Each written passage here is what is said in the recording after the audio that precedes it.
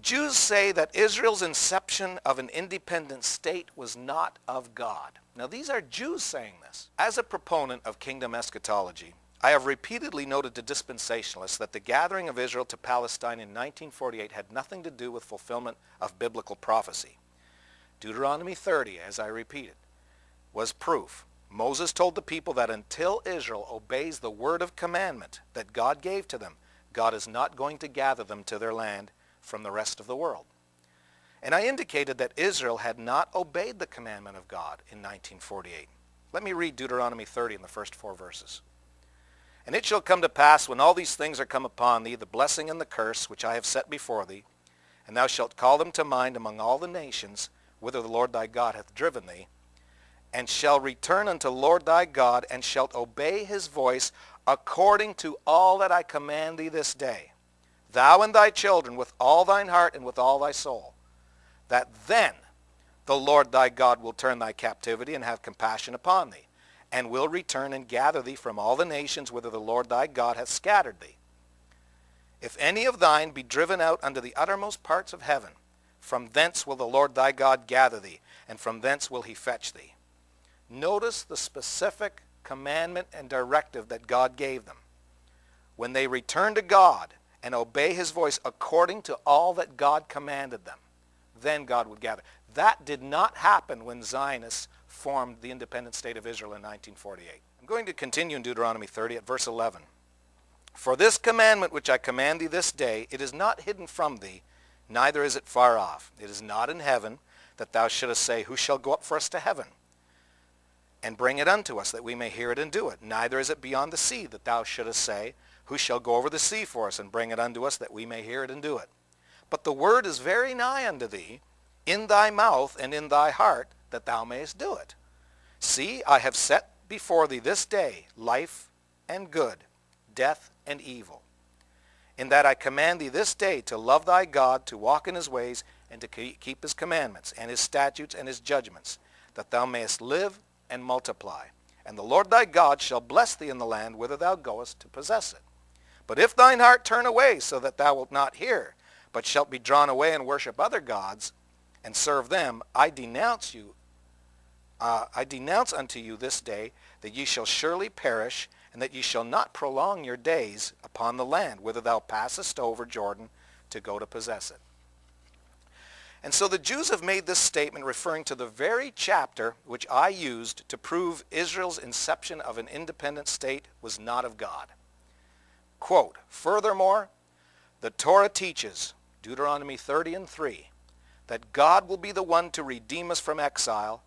The Talmud explains further that any human attempts to bring an end to the Jewish exile will fail. To support such an attempt made by Jews ignorant of their own Torah and Talmud is not supporting the Jewish people. And that's JewsAgainstZionism.com/about/visitor comments/comments.cfm. The Jews appeal to the United Nations 1 year before Israel becomes an independent state. After speaking of this time and time again, I now learn that there are true Torah Jews who claimed the same thing all along, even in 1947, the year before Israel became an independent state. Rabbi Yosef Tzvi Dushinsky, in a statement to the UN Special Committee on Palestine in July 16, 1947, quote, from the time of King Solomon to our very days, the Holy Land was either united with Transjordan or attached to Syria or Turkey. Western Palestine was never a single and independent entity, and certainly a part of that cannot possibly constitute an independent state, as envisaged in the various plans that are discussed from time to time. However, the basic reason for our opposition to an independent Jewish state, as that in prevailing circumstances, the officially recognized representation of the Jewish people does not consider the authority of the holy law as binding in the public affairs of the Jewish people. And they go on and say it is contrary to the wishes of God to create a Jewish state. Unquote. In an article entitled "The Brutal Zionist Role in the Holocaust, The Price of Zionist," the Jews Against Zionism believe that Zionism was the cause for the USA being discouraged from helping millions of Jews who were being exterminated in Germany. Quote, and this is all from JewsAgainstZionism.com. As late as 1943, while the Jews of Europe were being exterminated in their millions, the U.S. Congress proposed to set up a commission to study the problem. Rabbi Stephen Weiss, who was the principal American spokesperson for Zionism, came to Washington to testify against the rescue bill because it would divert attention from the colonization of Palestine. Unquote.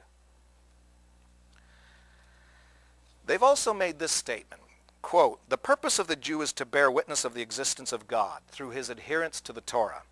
The Almighty granted the Jews the land of Israel as the particular setting which would serve as the most conducive atmosphere to their performance of their duties to God. Unquote. In other words, there's no purpose for them to be in their land if they are not serving God under Mosaic law. That's exactly what Moses told Israel in Deuteronomy 30. In the same article, Jews admit that the reason God removed them from their land was exactly what God said in Deuteronomy 30, refusal to obey God's law. Listen to their quote. The Jews in ancient times were banished from the land of Israel because they had failed to fulfill their obligations to the Almighty. Every Jew acknowledges this in his prayers.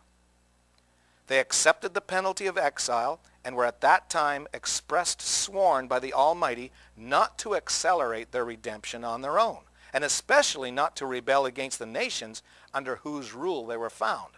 To the contrary, every Jew is commanded to pray for the peace and well-being of the government of which he is the subject.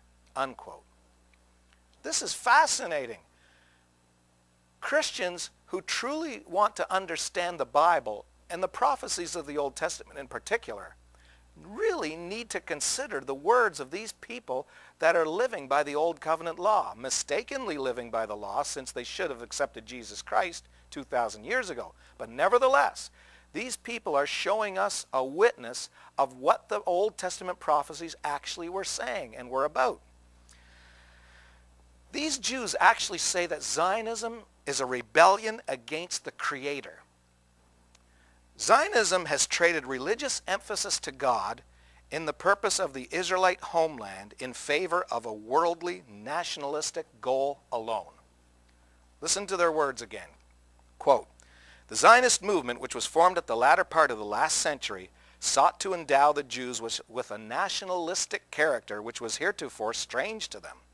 It sought to deprive them of their historically religious character and offered in substitution of faith in God and adherence to the Torah and belief in their ultimate redemption by the coming of the Messiah, a nationalistic ideology and the possibility of establishing through political media a Jewish national homeland. Unquote. Ironically, while Christian dispensationalists praise God for Israel's return to the homeland, Jews who stringently adhered to the Mosaic law realized that this was a grave danger to the very religion of the Jewish people. Something to think about. Here's another quote. Orthodox Jewry all over the world, and the Orthodox community in the Holy Land in particular, immediately sensed in this stage of the Zionist success the threat of grave danger for the religious future of the Jews. The Arab inhabitants began to exhibit open hostility to their Jewish neighbors. The British government failed to distinguish between the Orthodox community who for generations inhabited the Holy Land and the newly arrived Zionist immigrants. It continues, with the acquisition by the Zionist nationalists of the power to organize communities in Palestine, they formed the Vad Halumai Leknesset Yisrael, or the National Jewish Council Committee. This committee ignored the rights of the Orthodox veteran dwellers who did not recognize this validity of Jewish nationality and whose identification as Jews was solely with their loyalty to their religious heritage. The religious inhabitants, on the other hand, shuddered at the prospects of spiritual disintegration of world Jewry with the new rise to power of the Zionist nationalists.